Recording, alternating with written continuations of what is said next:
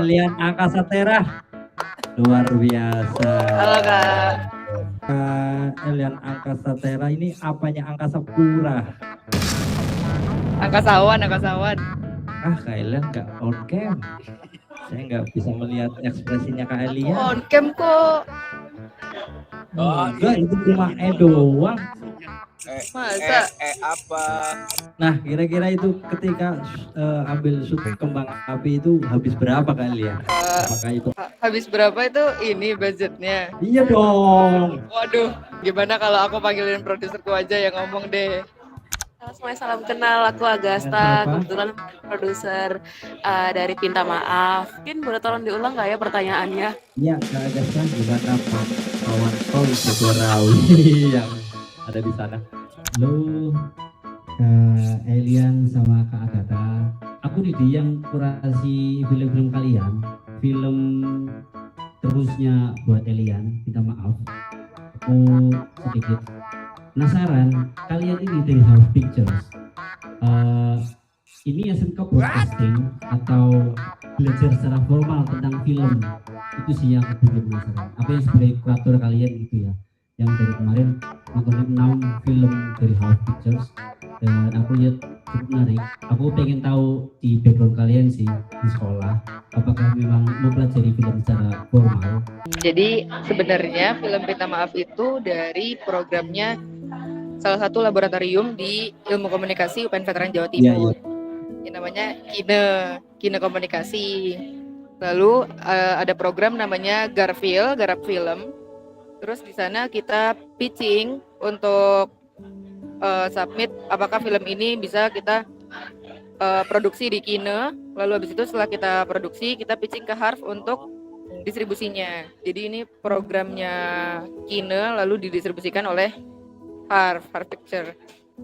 Terus kalau belajar broadcasting atau apa, enggak. Kita cuma mahasiswa ikom komunikasi yang kebetulan di komunikasi UPN itu ada beberapa laboratorium. Salah satunya adalah laboratorium tentang film. Jadi kita belajar filmnya di laboratorium itu.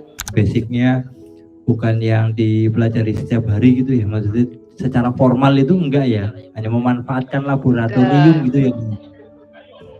Iya, betul. Kita manfaatinnya laboratorium aja. Kalau Half Picture itu sendiri jadi sebagai distributor aja, apa bukan dari produksian atau memang hanya komunitas aja kayak ya aktif di film gitu atau PH bahkan dari Half Pictures? Kalau dari Half Picture-nya itu yang mendistribusikan. Tapi sebelum kita produksian juga dari aku pribadi udah nge-pitching ke Half tentang skripnya. Jadi kita coba ajuin skripnya dulu apakah worth it untuk didistribusikan oleh Harf.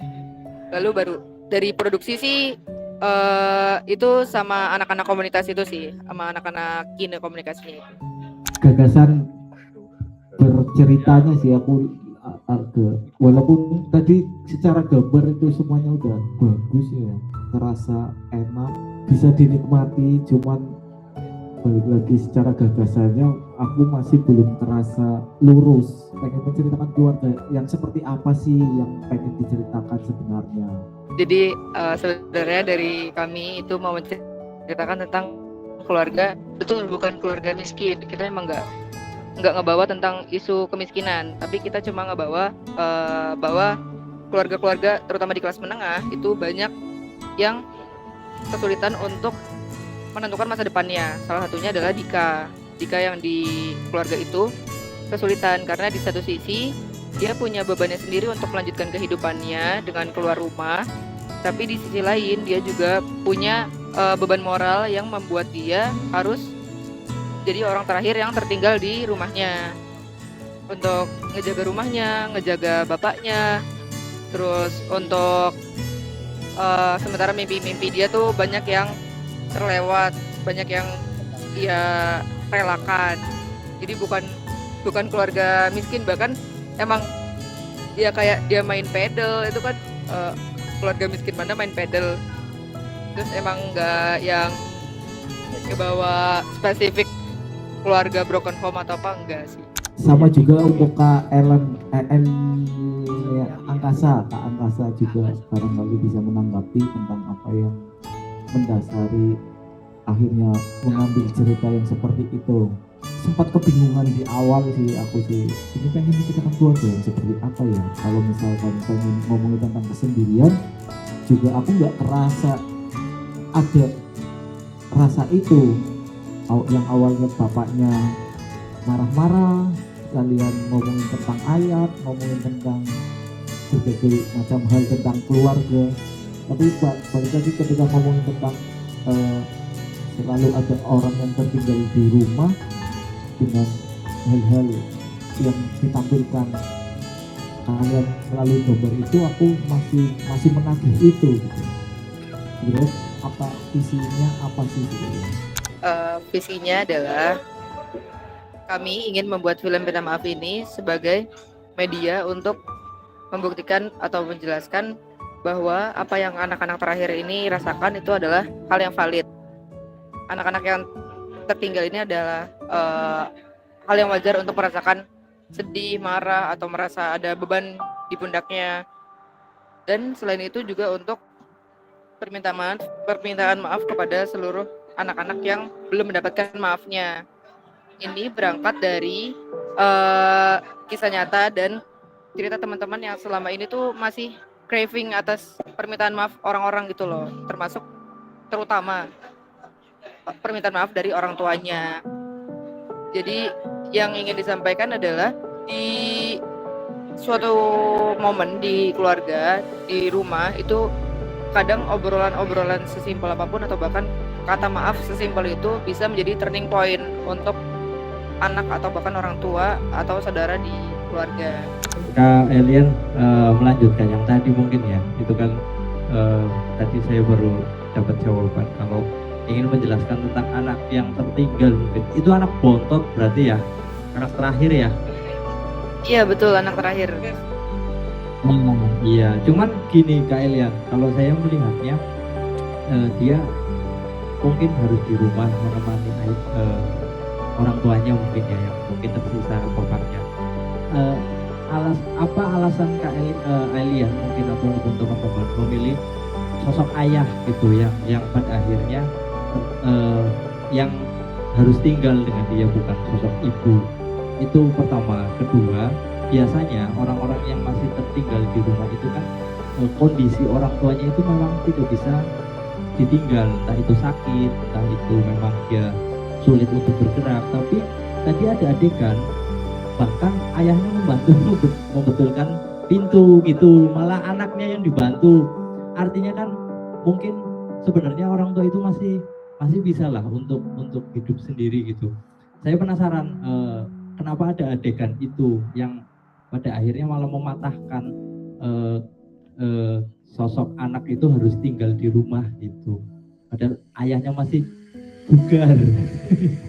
Itu mungkin sih ya Kak Elian, barangkali bisa. Oke. Jadi sebetulnya betul apa yang Masnya tangkap itu adalah memang itu tujuan kami untuk menjelaskan itu. Jadi kenapa adanya adegan itu bukan untuk suatu adegan yang jadinya patah, tapi malah kita buat untuk menjelaskan bahwa di luar sana ternyata banyak loh orang tua yang sebenarnya tuh masih mampu, masih bugar, masih sehat, masih nggak ada masalah dalam fisiknya, dalam mentalnya, dalam ekonominya untuk keluar rumah, untuk kerja, atau untuk tetap membiarkan anak-anaknya keluar dari rumahnya menjalankan hidupnya masing-masing. Tapi banyak orang tua di luar sana yang punya problem, entah itu di batinnya, di masa lalunya, atau di emang males aja untuk ya udah stay aja di rumah pensiunan, nggak ngapa-ngapain. Terus juga kayak entah ya, mungkin ini dari lingkungan-lingkungan yang sudah saya jalanin selama ini, memang ternyata tuh sebanyak itu loh bapak-bapak yang semales itu, gak tahu ya, gak ada niatan untuk nyari kerja, gak ada niatan untuk menafkahi anak-anaknya, menafkahi keluarganya. Jadi memang betul visinya itu yang tadi Mas sampaikan itu adalah visi kami semua. Jadi emang bukan karena orang tuanya sakit terus jadi harus ngurusin bapaknya, enggak. Terus kenapa bapak? Karena pengen ngebawa aja sih bagaimana, entah ya, menurut saya tuh di perfilman terutama di Indonesia tuh banyak yang ngebawa isu perempuan itu lemah dan selalu dijadikan orang-orang yang menjadi alasan untuk apa ya, kayak bahasa itu penghambat. Sementara kalau dari lingkungan aslinya yang saya lihat sebenarnya nggak juga kok, banyak kok yang permasalahan di keluarganya itu adalah bapaknya gitu. Terima kasih. Oke, lanjut terus, boleh. Kita pindah venue. Semakin deras ternyata. Oke. Mungkin sepertinya teman-teman, ini aku Divi, nomor film kalian ini semakin tidak kondusif ternyata. Mungkin aku ucapin terima kasih ya buat kalian, buat waktunya, Alif, kalian sudah nyempetin waktunya untuk bisa ikut bareng kita, ikut ngobrol bareng film ini. Semoga nanti kita bisa tetap terkoneksi dengan adanya acara ini. Jadi mungkin saya ucapkan terima kasih sekali lagi ya teman-teman ya. Siap, Kak. Terima kasih, Sama-sama. Mas. Oke, terima kasih, thank you ya teman-teman ya. Ayo, Kita siap. selalu bertemu di Bye-bye. film-film selanjutnya. Siap. Oke. Siap, thank you terima ya. kasih banyak ya. Eh,